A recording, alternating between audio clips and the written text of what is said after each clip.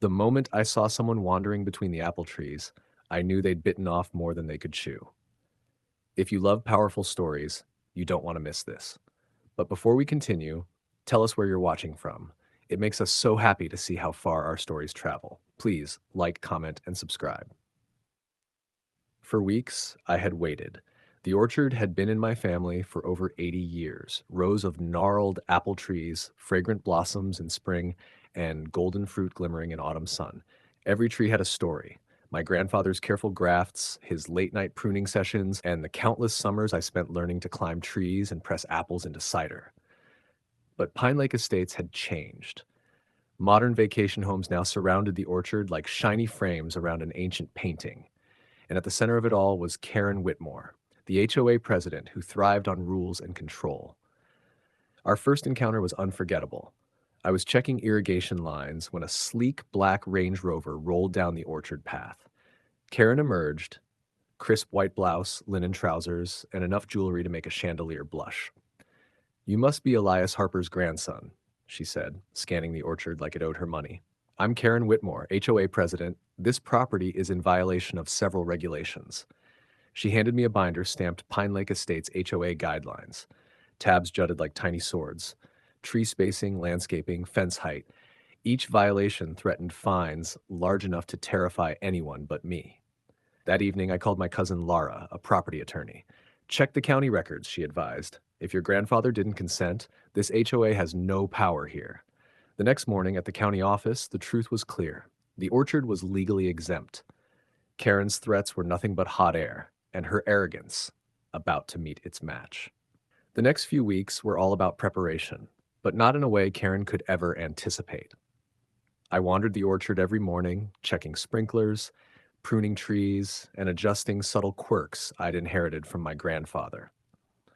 Certain irrigation lines would only work if valves were opened in the right sequence.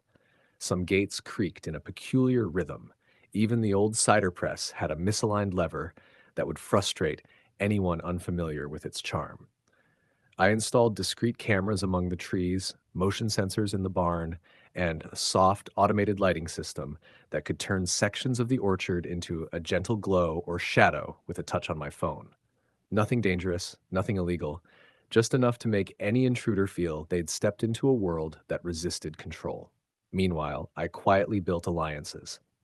Harold Mackenzie, a retired history teacher and lifelong neighbor, shared maps of property lines showing the HOA had overstepped boundaries in past expansions. The Patels, who lived near the orchard's southern edge, brought evidence of fines for unsightly landscaping after Karen complained about their vegetable garden. By midweek, I knew Karen wouldn't be able to resist poking around. Sure enough, on a sunny Wednesday, motion alerts pinged my phone. Karen arrived with Walter, the nervous treasurer. She strutted between the trees, clipboard in hand, already muttering about spacing violations and unruly branches. Lights flickered in the barn, sprinklers misted unexpectedly, and gates groaned under subtle pressure. Karen scowled, adjusting her blouse, while Walter fumbled behind her. I watched from the edge of the orchard, a quiet grin spreading across my face. Her confidence was about to meet the orchard's gentle but unyielding resistance. By Thursday, Karen Whitmore's composure was slipping, though she refused to admit it. I watched from the edge of the orchard, hidden behind a blossoming apple tree, as she and Walter fanned themselves and muttered about the chaotic conditions of the property. Each trap was subtle but effective. A gate swung closed at just the wrong moment. A section of the orchard lights dimmed unexpectedly, casting strange shadows across her path. The cider press lever refused to budge unless perfectly aligned, splattering Walter with apple juice. Even the barn door creaked and groaned, startling Karen mid-inspection. "You have to be kidding me," Karen hissed, tugging at a stubborn branch. Walter's notebook shook as he tried to scribble down violations. I strolled casually down the path, basket of fresh apples in hand, pretending to collect fruit. "Beautiful day for apples, isn't it?" I asked. Karen spun, her perfectly coiffed hair catching the sunlight. We're just checking compliance," I smiled. "Funny, the county records show this orchard is exempt from HOA regulations. Seems some oversight happened on your part." I waved a copy of the documentation. Her jaw tightened. Walter's face went pale. Neighbors who had wandered out to enjoy the orchard saw the scene unfolding. Karen, muttering, flustered, tangled in apple branches, while I calmly picked fruit and offered them to passersby. By the time Karen left, sunsetting in gold and pink over the trees, her composure was gone. The orchard had not only survived, it had quietly humiliated arrogance with charm, history, and a little gentle irony. Please like, comment, and subscribe for more amazing stories. By Friday evening, the town council chamber buzzed with an unusual energy. Word had spread about Karen Whitmore's misadventures in the orchard, and nearly every neighbor had come to see the outcome. I entered quietly, carrying a basket of freshly picked apples and the county records, calm and composed.